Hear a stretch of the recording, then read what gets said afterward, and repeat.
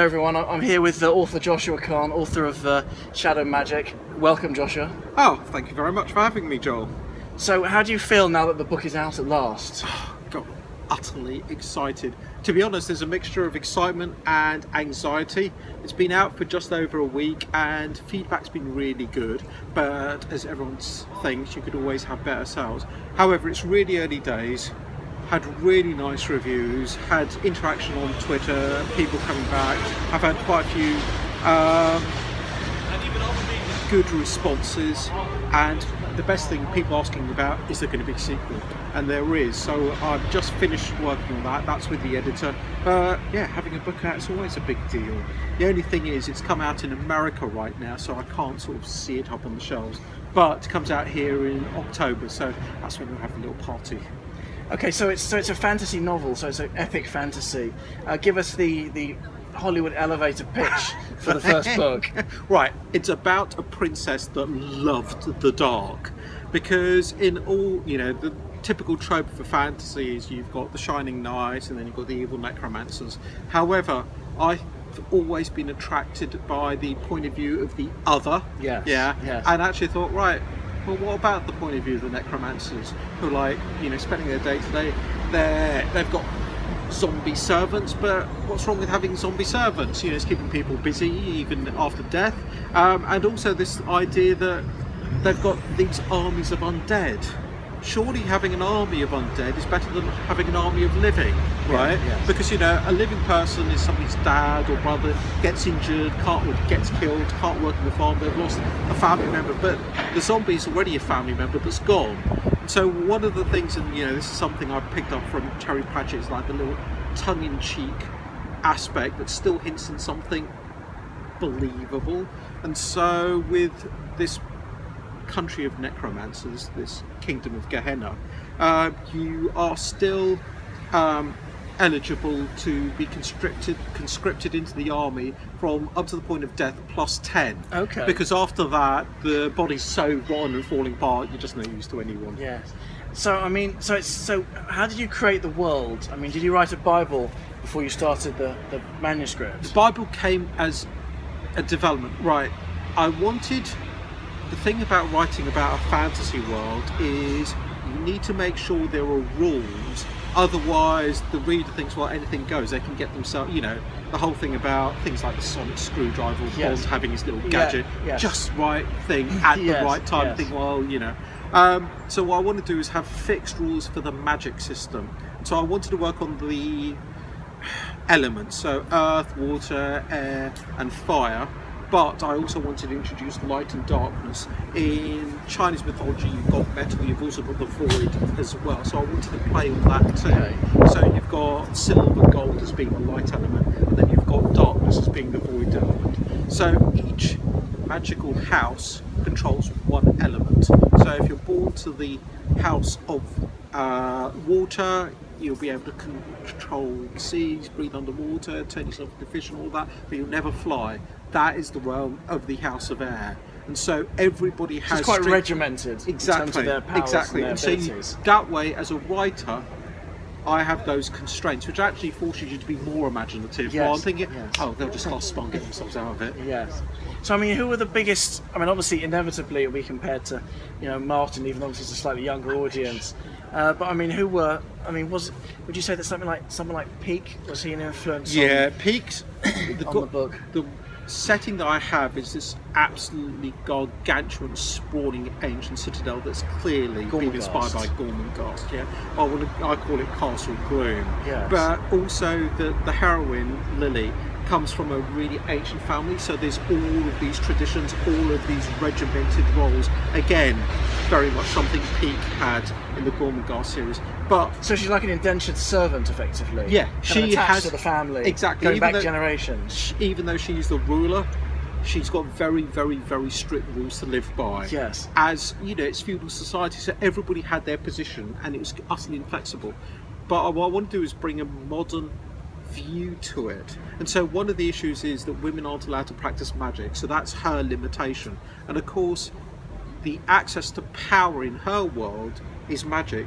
And what I was interested in, especially with my sort of South Asian Muslim background, is that strictures on typically many millions of Muslim girls in the third world that they're not allowed access to power because they're denied education. Yes. So it's really... So is it looking at people who are basically disenfranchised, Yeah. except rather than the vote, it's the magic. But the parallel here is that, you know, she's a female character, but she's curtailed because she doesn't have access to magic. Yeah, exactly. And she doesn't have access to education, because this is something that Stephen King picks up on his own writing. Yes. The words have an intrinsic magic. Yes, exactly. We could be reading the Iliad that was written 3,000 years ago, Yes. and we know the story. And so over all of that vast expanse It's about the of time, inherent meaning in words, isn't it? Yeah. That are invested by history or society or... And look at words themselves. What are they? They're just black squiggles Yes, on a piece of paper, exactly. but they're thought, Yes, imagery, yes, there's yes. understanding in them. And Yes. so with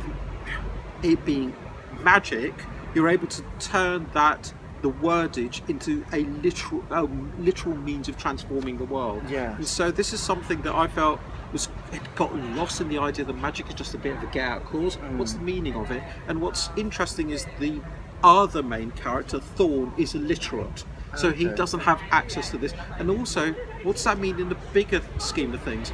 He has no access to his history. His history is as far as anyone's memory will stretch. Yes. So he's got 2 or 3 generations where he knows because his grandpa's able to tell him. But Beyond then it all that. stops. Yes, Yeah. yes. And so the contrast I thought was fascinating. The Lily lives in this huge castle. Yes. She has this massive library with all this knowledge that goes down thousands and thousands Yes, of yes. years. However, she's trapped by the rules of it all. While Thorn, for the one sense, is free, but he has no real knowledge of himself or his position in the world. So is Lily an anti-hero then, in that she's on like the darker side, if you like, of the... Is that a fair comment or not? I think she's the heroine because this is from her point of view. Okay. Yeah. And so you're entering her world Yes. and thinking, right, I can now see how this all feels normal to her, but she treats it normally.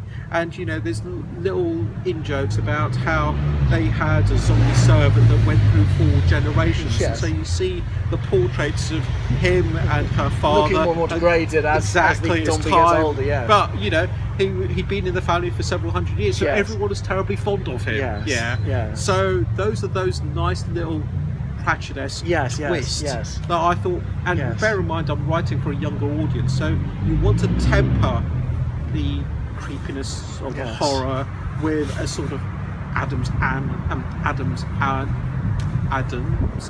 family Yes. style of. Okay. I mean, macabre how did humour. you balance? Because obviously, you know, these are quite gothic, quite dark subjects, but you didn't want to go too overboard because you say it is for a younger audience. I mean, Yeah. how did you find that balance? Lots of toing and froing.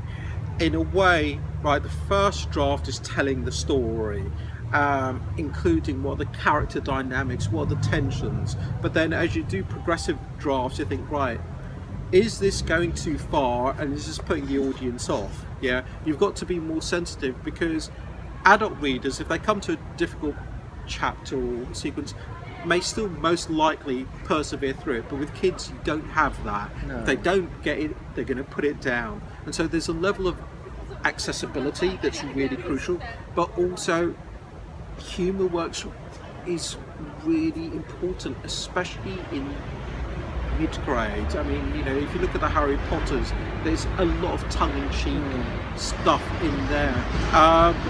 You know, with characters like Dumbledore, the course, silly yes. names, Yes, exactly, silly settings. yes. And actually, that's part of the fun of writing that age group. Yeah, it's got You to have a be bit more fun with this. Yeah, exactly. You have more fun. Yeah. But I mean, why fantasy? Because it was allowing me to tell the story I wanted without it becoming an issues book. As I've said earlier, this is about a girl's access to power. Yes. Yeah, Lily is a ruler, but she has no power. She has no access to the education available to her, in this case magic. And so I read the autobiography of Malala Yousafzai a couple of years ago. Okay. The Pakistani girl. Yes, that of shot course, her. Yeah. yes. And so I thought, that's It's a good springboard the as a same starting story. point. Yes. Yeah, but how? And also, I'm a big fan of history. So you have Elizabeth I, who's never meant to be queen. No. Yeah, it was first her Exactly, brother, yes, then yes, her sister, exactly. and thinking, right, how They fell into this position. How do they cope? and they're powerful without being kick-ass heroines.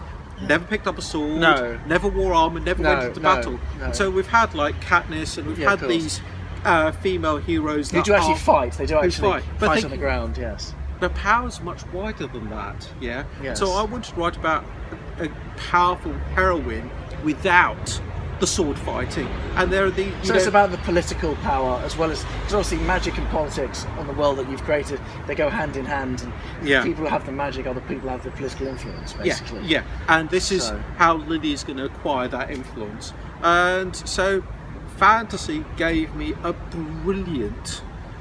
The metaphor was there, Yes.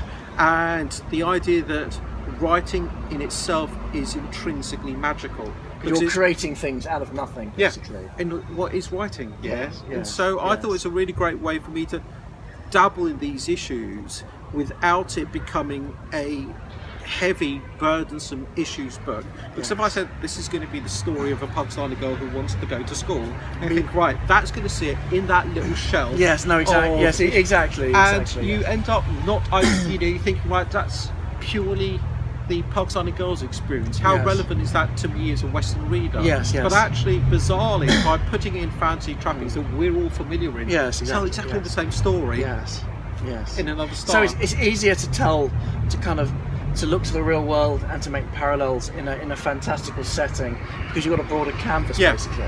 Exactly, and it allows me to go beyond the limits of the real world setting. Yes, yes. Bring in other characters and bring in other schemes. And so, with the second book called Dream Magic, it's also now that Lily's acquired this power by the end of the one, I'm not giving away any spoilers. of course. It's how does she handle it? Yes, How do other yes, people respond yes. to her? So I mean, the other houses. So how many houses are there on this There's world? 6. I mean, did you? Oh, presumably you fleshed out the other houses. You had to go in and create, dramatis personae for each of the houses. Oh, yeah. And their powers, and you wanted to make sure that they weren't shortchanged. That just because Lily was associated with the one house, you had to know what these other houses did and who was in them. Everyone needs to balance one another out. The whole thing about the setting is that there's no overruling High King.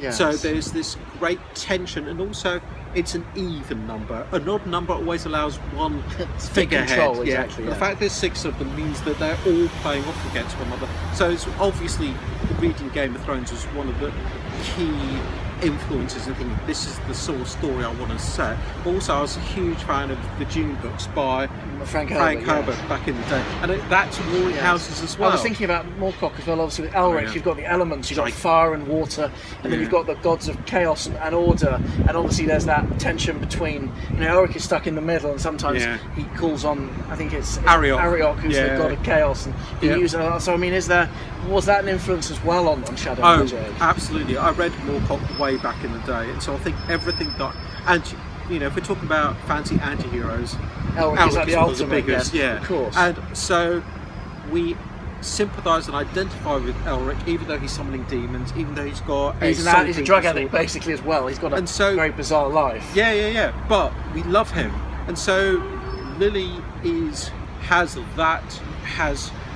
falls under the Elric type shadow, for the want of a better So under the word. spell of the darker side of the world, it's because I guess it's kind of like light and shade, isn't it? Because Elric he's a hero, but he has some horrendous facets to his personality. And Yeah. it makes him more interesting, I guess. Yeah, for a and character. the big thing about Elric is the struggle between free will and destiny. Yes. Because he's of course descended from this ancient line. Exactly, and yes. his role's already been well established. And the utter destruction that he brings about by trying to break out of that mold. I mean, mine's not nihilistic. Okay. But Well, I of guess course, there's elements of that, I yeah, the suppose. status quo are incredibly unsettled when one person tilts left or tilts right, and I find that if So it's the shift in the balance of power for the world. Otherwise and there's how, no story. True, it has to be conflict, doesn't there? And there Yeah. has to be like an upsetting of the status quo Yeah. for the setting. and aren't we all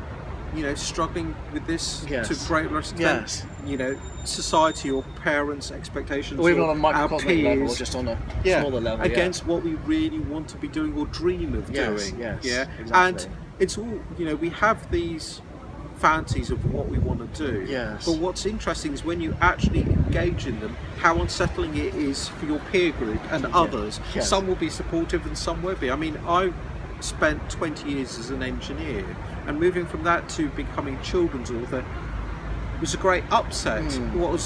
It was an incredibly positive upset, Yes. but there's been all the uncertainty of a career change of entering course, an yes. industry I know basically nothing about, Yes. versus the security of one of the better word, of a month-by-month salary, and how the position of one's friends alters, Yes. and your social group alters. You're still the same person. Of You're course, just yes. pursuing this instead of that. Yes. Okay, so it's so the second book is written then. Yeah, Dream Magic is with the editor. It comes out in America April this time next year, and actually around April in the UK as well, because I've been quite lucky. So the UK edition comes out October. You don't have to wait too long for the second book. Yes. So this is, how many parts theoretically is this story?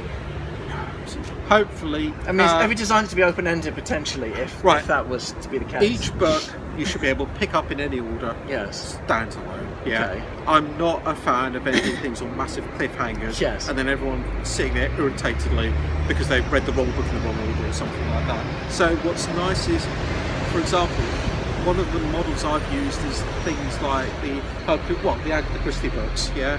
Hercule Poirot is the constant character. Yes. The mysteries and situations change, but ultimately you're dealing with his adventures. But I don't know the order you're meant to read them. It doesn't really matter. And so, again, with Shadow Magic, I've written a fantastical murder mystery. Yes. Using the Agatha Christie's and more recently the Shardake novels about. Yes, I know. Big fan of those. They're the historical mystery books, fiction. aren't they? Yes. Yeah. But you don't have to particularly read them in any order. No. And I kind of like that casual pick up and just get into the story type of style. So if Shadow Magic does well, then there will be future books beyond the sequel.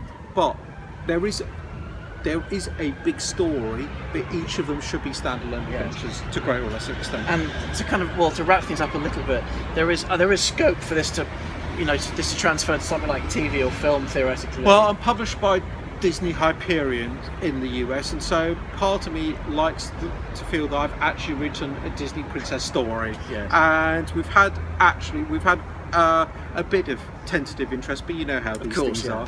If the books do well, then the interest will rise. If they don't, the interest will wane. So Shadow Magic is out now from Disney Hyperion in the US. And in the UK in October, published by Scholastic. Brilliant. Joshua Kahn, thanks very much. Thank you very much. Cheers.